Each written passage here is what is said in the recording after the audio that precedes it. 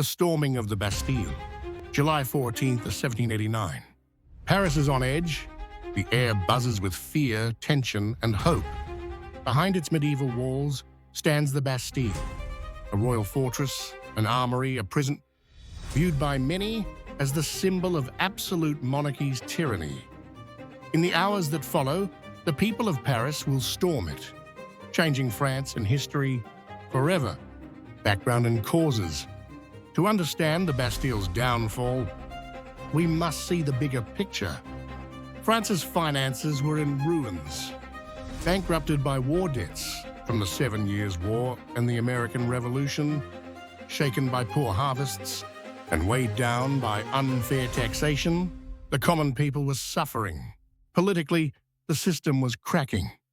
On May 5th, 1789, the Estates General was convened to fix the crisis.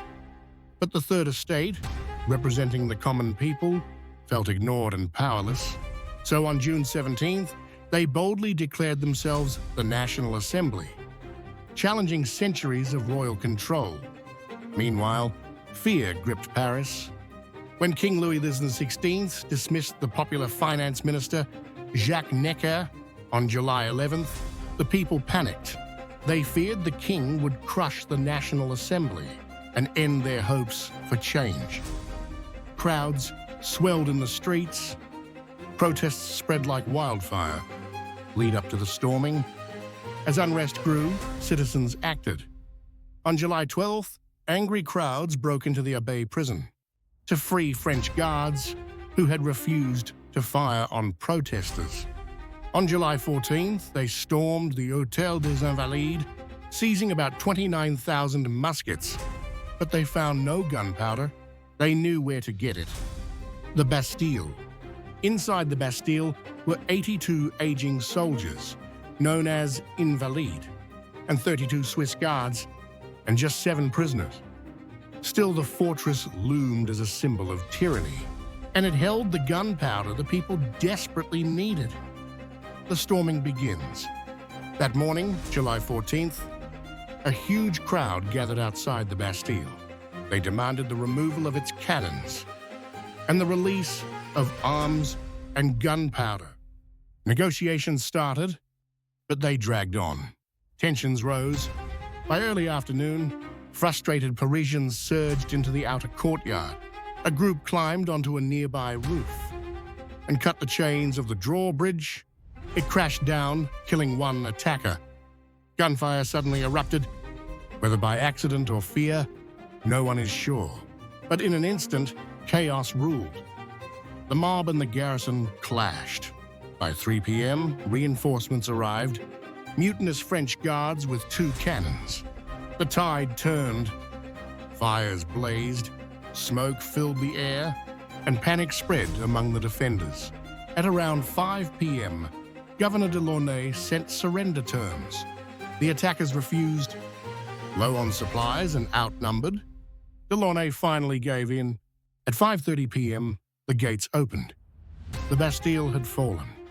About 98 attackers and 1 defender were killed. But in that moment, the people of Paris had defeated the king's fortress. Aftermath and symbolism. Delaunay was seized, dragged through the streets, and killed by the mob. His head and that of Paris's mayor were paraded on pikes.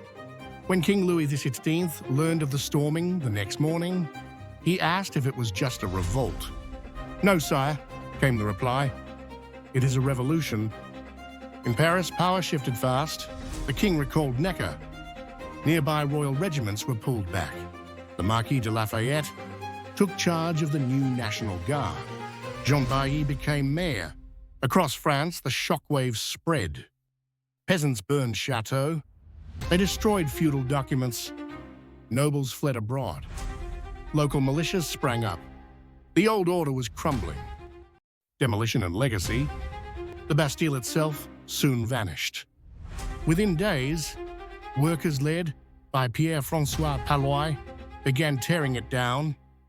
Within 5 months, it was gone. Stones from the fortress became souvenirs. Miniature models were made and sent across France. One tower foundation still survives today. In 1790, Lafayette gave the Bastille's Great Key to George Washington. It still hangs at Mount Vernon. And every year since, France celebrates July 14th as Bastille Day, honoring both the storming and the spirit of unity that followed soon after. What was once a prison became a symbol of freedom. Analysis and meaning. Why does this moment still echo across history? Because it was more than the fall of a fortress. It showed that symbols have power. Even though only 7 prisoners were freed, destroying the Bastille struck at the very heart of monarchy. It showed that ordinary people could rise. This was not a noble-led revolt. It was citizens, workers, and deserters taking control of their destiny. It became the spark of the French Revolution.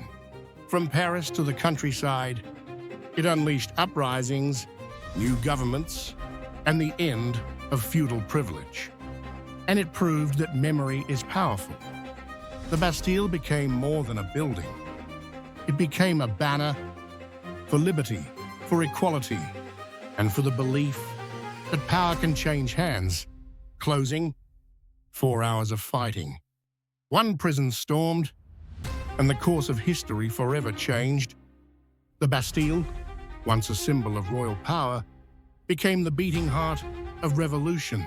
Its fall marked not just a moment, but the birth of a new era in France, and a message to the world.